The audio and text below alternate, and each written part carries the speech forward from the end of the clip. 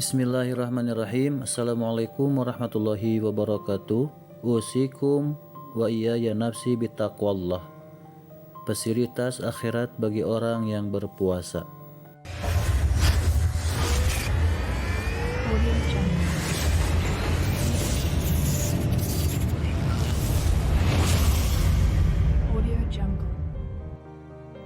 Kita sudah meniti lebih dari setengah bulan Ramadan ini. Marilah kita kembali menguatkan diri dan memotivasinya agar tak lengah dan tak surut dalam beramal mengisinya dengan amal kebaikan. Karena sesungguhnya manusia diciptakan dalam kondisi yang lemah. Wa khuliqal insanu dha'ifa. Quran Surah An-Nisa ayat 28. Karena itulah terkadang semangat mengisi Ramadan hari pertama berbeda dengan hari kelima, keenam dan seterusnya. Kian hari terlihat kian surut. Bahkan, nauzubillah, ada yang menyelesaikan Ramadan dalam hatinya begitu melewati setengah Ramadan terasa sudah usai dan ia kembali dalam kesibukan dan rutinitas hariannya sebagaimana sebelum Ramadan.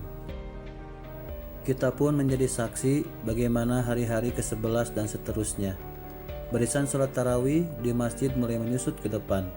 Yang terlihat istiqomah hanya mereka yang memang senantiasa memakmurkan masjid pada hari-hari di luar Ramadan. Untuk menjaga kualitas dan kontinuitas amal kita dalam bulan Ramadan ini, marilah kembali mengingat janji Allah yang dijanjikan kepada kita, khususnya yang berkaitan dengan ibadah puasa yang kita jalani ini. Dengan menghayati apa saja yang akan diberikan Allah Subhanahu wa Ta'ala kepada kita, maka insya Allah puasa kita akan terasa ringan, sebagaimana kita pun akan lebih bersemangat dalam menjalankan amal kebaikan lainnya di dalam Ramadan. Mari kita lihat kembali bagaimana sesungguhnya fasilitas yang diberikan Allah Subhanahu wa Ta'ala kepada mereka yang berpuasa dengan baik di bulan Ramadan ini. Yang pertama, ampunan di sisi Allah Subhanahu wa Ta'ala. Rasulullah SAW bersabda dalam hadis yang kita sama-sama sering mendengarnya disampaikan para mubalik dalam hari-hari ini. Hadis yang singkat tetapi mempunyai nilai motivasi yang kuat bagi kita.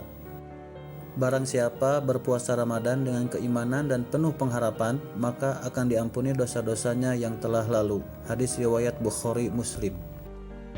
Siapa yang tidak bergembira mendapatkan ampunan dari setiap dosa, karena sungguh setiap kita tidaklah berjalan di atas muka bumi ini kecuali dengan memanggul dosa yang terus bertambah setiap harinya, tanpa kita sadari.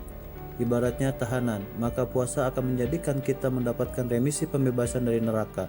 Amin Allahumma amin. Tentunya dengan dua syarat yang telah disebutkan begitu jelas dalam hadis tersebut, yaitu dengan penuh keimanan dan pengharapan. Berpuasa dengan sepenuh keikhlasan dan keyakinan serta mengharap pahala yang agung di sisi Allah Subhanahu wa Ta'ala.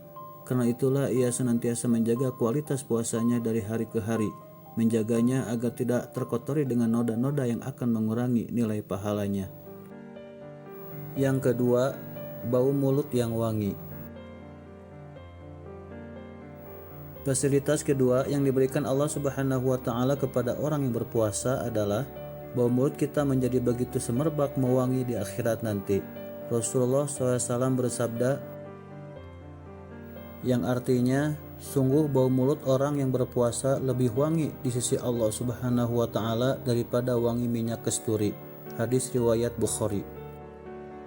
Mungkin sebagian dari kita bertanya-tanya mengapa hal semacam ini menjadi kekhususan tersendiri di sisi Allah Subhanahu wa Ta'ala. Mengapa persoalan bau mulut sampai diungkit dalam janji Allah Subhanahu wa Ta'ala kepada hamba-hambanya yang berpuasa?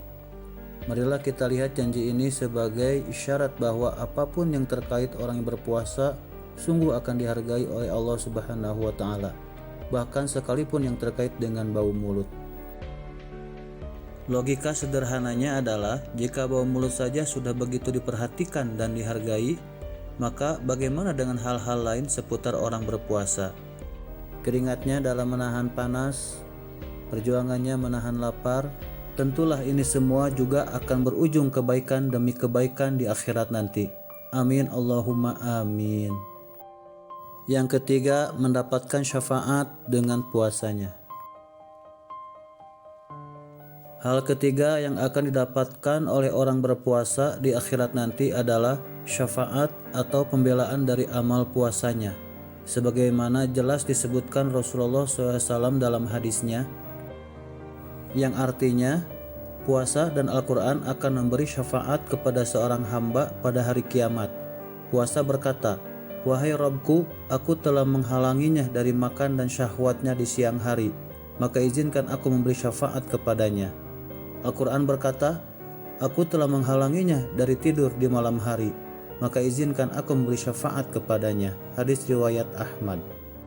Yang keempat, pintu surga khusus Ar-Rayyan bagi orang yang berpuasa.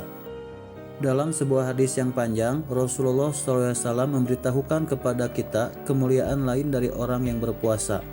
Beliau menyebutkan dengan lisannya yang mulia, "Sesungguhnya di surga ada sebuah pintu yang bernama Ar-Rayyan.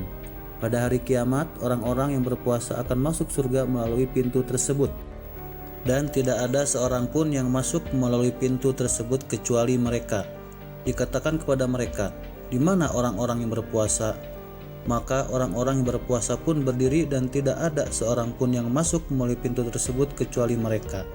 Jika mereka sudah masuk, pintu tersebut ditutup dan tidak ada lagi seorang pun yang masuk melalui pintu tersebut." Hadis riwayat Bukhari Muslim.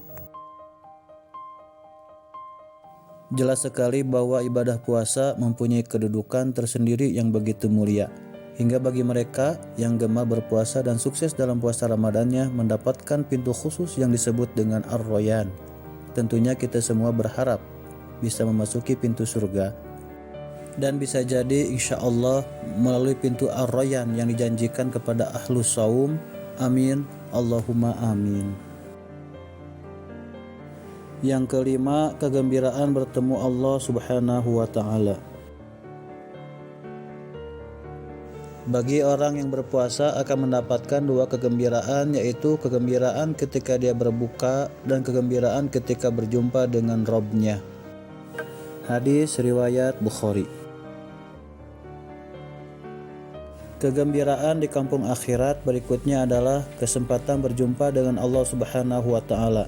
Sungguh sebenarnya inilah puncak dari kebahagiaan dan janji Allah kepada orang yang berpuasa, yaitu mendapatkan kemuliaan tersendiri bertemu dengan Allah Azza wa Jalla. Amal puasa kita ternyata bisa menjadi tiket tersendiri untuk mendapatkan impian setiap mukmin sejati. Akhirnya, tiada kata lagi setelah ini kecuali marilah bersama kita lanjutkan program Ramadan dan ibadah puasa kita dengan terus menjaga semangat dan kekhusyukannya. Jangan ada lagi semangat yang mengendur di tengah Ramadan. Apalagi lalai dalam mengisi Ramadan dengan menyibukkan diri dengan persiapan mudik dan lebaran. Mari kita tuntaskan Ramadan dengan sepenuh kesungguhan dan harapan akan janji-janji Allah sebagaimana telah disebutkan. Semoga Allah Subhanahu wa Ta'ala memudahkan. Amin, Allahumma amin. Semoga bermanfaat. Wassalamualaikum warahmatullahi wabarakatuh.